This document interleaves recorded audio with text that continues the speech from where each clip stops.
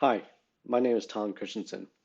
I'm a senior program architect with Salesforce, and in this video, I'm going to provide a quick overview of some of the event management functionality in the Salesforce Labs event app, as well as demo creating an event.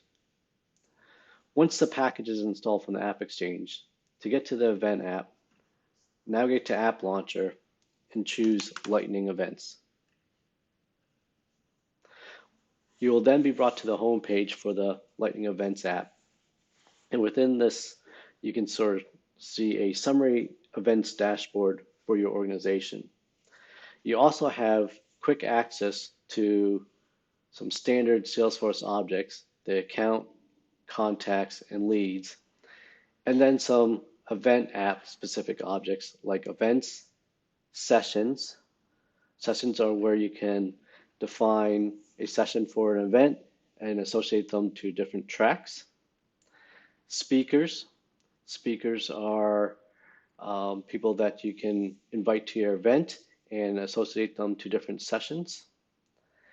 You can set up venues where your events will be held. You can track your expenses for your events.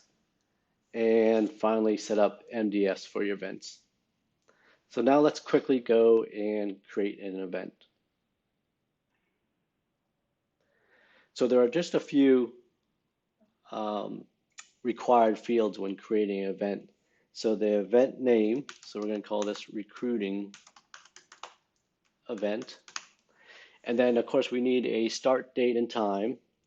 So we're going to have this occur on Friday. It will just be a 1 hour event.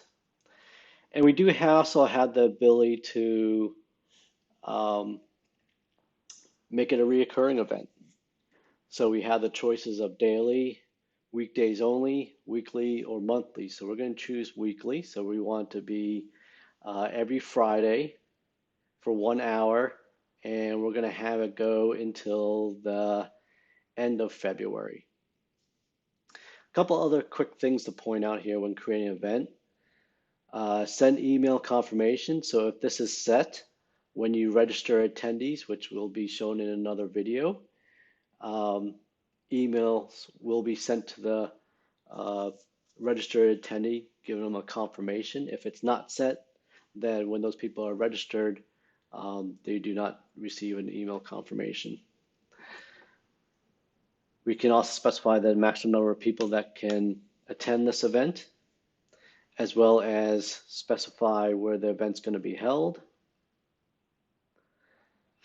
We can enter in online meeting information like the meeting URL and the passcode, as well as track other information like budgetary information. So we're going to set our catering budget to be $1,000, our transportation budget to be $500, and we'll have a printing budget of $100.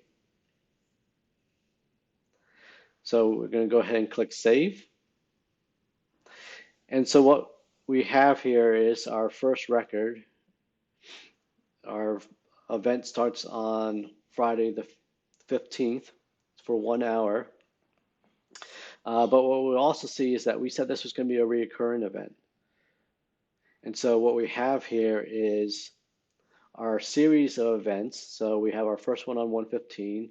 Our next one is on January 22nd, followed by January 29th, so on, all the way up to our last event, which is on February 26th. And what we'll see is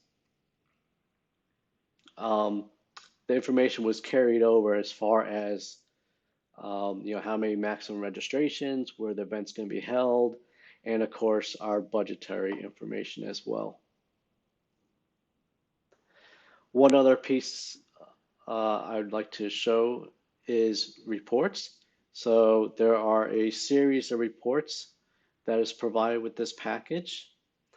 So you can look at registrations by day as an example, just to really sort of help you understand, what events are going on within your organization. So this is what I wanted to demo today. Thank you very much for your time and thank you for being a Salesforce customer.